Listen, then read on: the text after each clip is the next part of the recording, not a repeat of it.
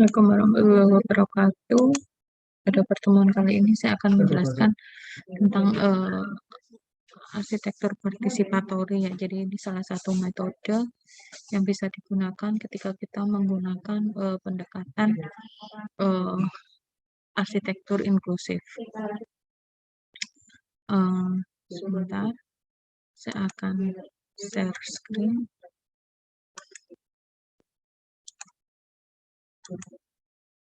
Ya, jadi arsitektur partisipatori. Arsitektur partisipatori. Jadi sebenarnya konsep arsitektur ini itu di mana kita melibatkan secara langsung klien kita ya dalam proses desain sampai dengan proses konstruksinya. Ya. Jadi kita memang benar-benar melibatkan klien kita dari proses awal sampai dengan akhir. Dan ini memang jarang ditemui ya. Jadi biasanya kan ketika kita pendesain gitu kan, kadang kita bertemu klien hanya untuk proses asistensi desain gitu ya. Kita menggambar, kemudian kita asistensi ke klien, konsep kita, ide kita gitu. Nah, kemudian klien memberikan masukan. Nah, setelah itu pada proses pembangunan nantinya biasanya klien itu tidak terlalu banyak turut campur gitu ya. Kalaupun ikut mungkin porsinya tidak terlalu banyak. Nah, ini akan sangat berbeda dengan arsitektur partisipatori. Jadi arsitektur partisipatori ini memang nantinya melibatkan secara penuh klien mulai dari proses desain sampai dengan pembangunan gitu, dan kita arsitek hanya mendampingi gitu ya. Jadi porsi kita mungkin lebih kecil, jadi yang lebih besar itu klien. Nah, memang kalau kita berbicara arsitektur partisipatori ini memang biasanya itu terkait dengan suatu komunitas gitu ya. Jadi memang biasanya kalau proyek-proyek kecil gitu ya, hunian, bangunan komersial dan lain sebagainya, itu biasanya jarang sekali menggunakan pendekatan ini gitu ya. Nah, salah satu contoh yang menggunakan metode partisipatori ini adalah di Yogyakarta, Kalijodo ya. Arsiteknya Romo Mangun. Jadi memang ini salah satu contoh ya, di mana masyarakat dilibatkan secara langsung terhadap proses desain, konsep, sampai dengan konstruksinya gitu ya. Karena memang anggapannya mereka yang paham, yang tahu kondisi yang ada di sana. Sebenarnya banyak sekali contoh-contoh dari contoh-contoh karya arsitektur yang memang kadang ego arsitek itu mendominasi gitu, dan akhirnya karya yang dihasilkan itu tidak sesuai dengan kebutuhan dari klien gitu, malah sangat berbeda mungkin seperti itu, dan itu yang perlu kita hindari gitu ya. Memang tujuan kita mendesain itu memberikan manfaat, kenyamanan dan lain sebagainya untuk klien ya. Nah, di sini yang sudah saya sampaikan tadi bahwa arsitek yang menggunakan metode arsitektur partisipatori, salah satunya Romo Mangunwijaya. Beliau itu adalah seorang arsitek sekaligus pendeta atau romo gitu ya, yang memang dia concern dengan kondisi sosial yang ada di sana ya. Permukiman Kalijodo ini yang menjadi salah satu karya beliau ini mendapat penghargaan dari Aga Khan Award for Architecture atau EKII. Jadi beliau ini menganggap bahwa sebenarnya Kalijodo itu bukan sesuatu yang eee, apa ya, mengganggu secara visual di dalam kota, Yogyakarta gitu ya. Kadang kan kita melihat bahwa permukiman informal gitu ya, identik dengan kekumuhan, itu malah menjadi, borok dari sebuah kota yang identik dengan keindahan gitu ya, sesuatu yang bagus-bagus gitu. Nah, sebenarnya di balik itu semua, mereka itu sebenarnya punya potensi yang bisa kita kembangkan gitu ya.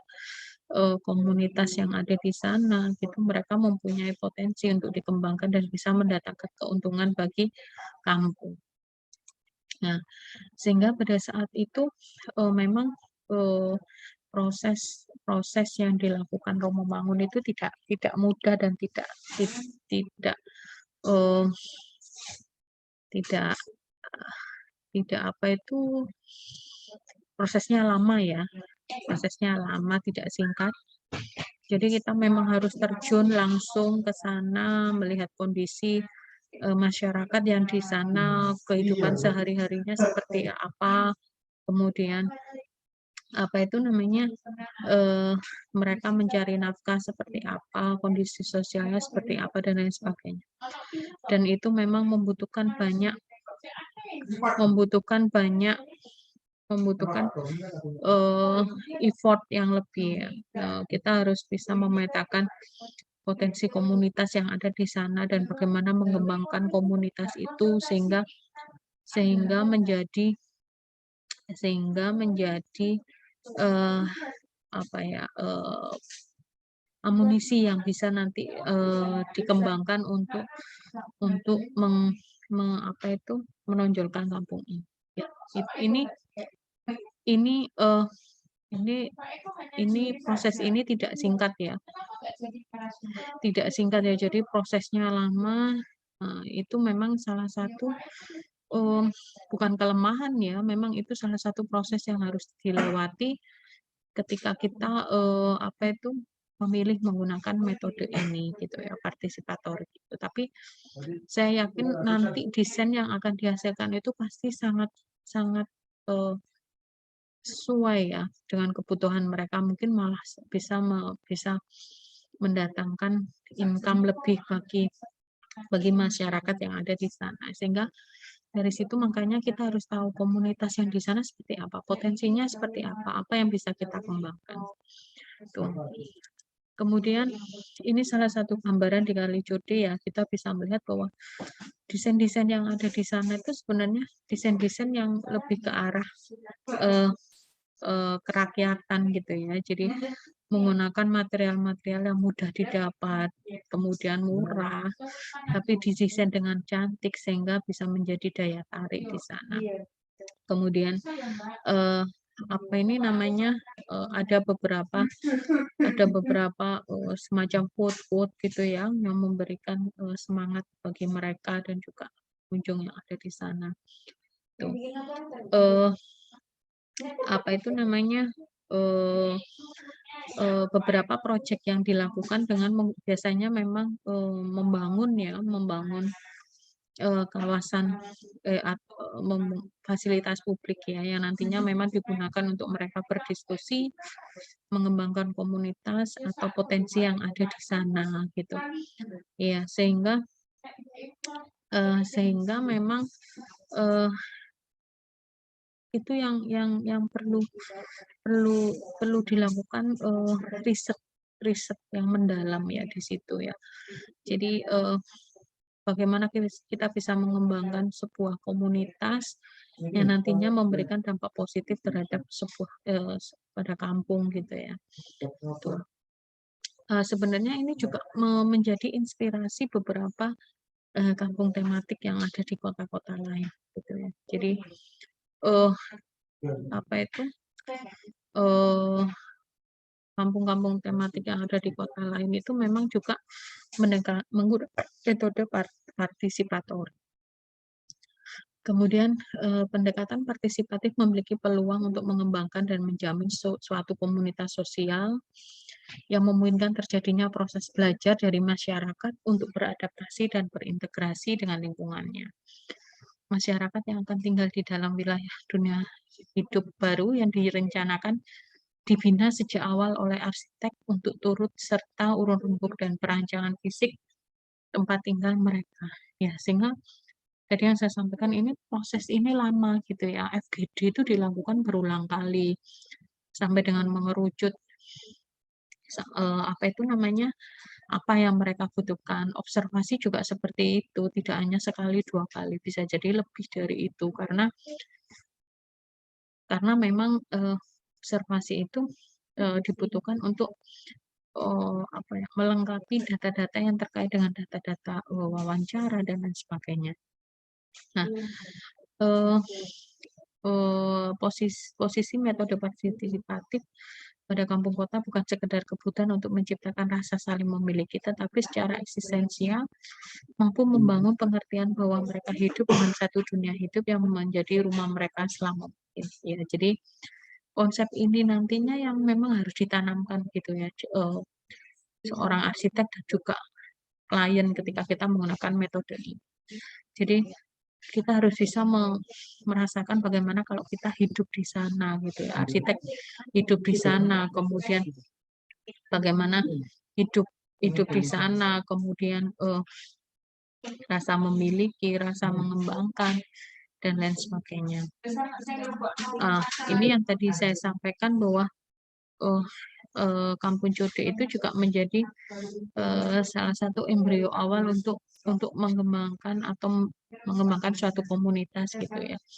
Sekarang sudah banyak muncul kampung-kampung tematik ya, yang memang kadang kampung tematik itu juga, bisa menjadi bumerang juga ya bagi mereka karena, sifatnya itu latah gitu ya. Di kampung sini bisa berhasil, kemudian kampung sini ingin mengikuti itu gitu ya. Tapi dia tidak memiliki potensi potensi sehingga dia memaksakan gitu ya, sehingga kadang yang sesuatu yang dipaksakan itu tidak bisa bertahan lama. Dan itu biasanya malah menjadi, memberikan, apa, merusak visual kota gitu. Nah, contohnya seperti ini. Ya, di Malang itu ada kampung warna-warni yang kemudian berkembang menjadi kampung 3D, ada kampung biru, kampung lampion, kampung putih, dan lain sebagainya. Tapi sebenarnya tidak hanya sekedar kita menonjolkan secara visual, tapi tadi yang disampaikan Romo Mangun bahwa kita harus juga bisa mengembangkan komunitas yang ada di sana gitu. Kemampuannya seperti apa, potensinya apa yang kita bisa kembangkan sehingga dapat mendatangkan income yang lebih banyak bagi warga yang ada di sana. Nah, dan juga proses pembangunan seperti ini itu memang pure dilakukan oleh masyarakat ya.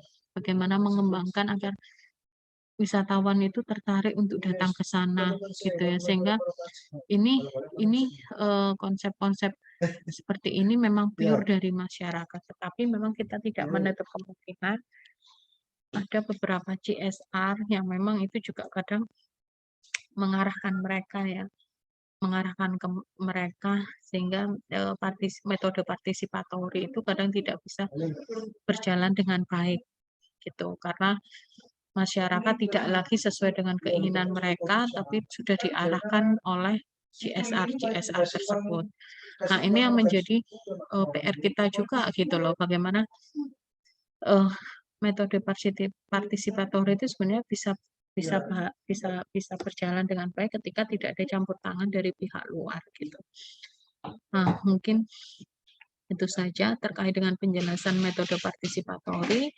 Ini juga bisa menjadi salah satu, alternatif ya metode perancangan yang nantinya, bisa kalian gunakan pada saat pelaksanaan tugas akhir. Mungkin dari saya itu saja, saya akhiri. Wassalamualaikum warahmatullahi wabarakatuh.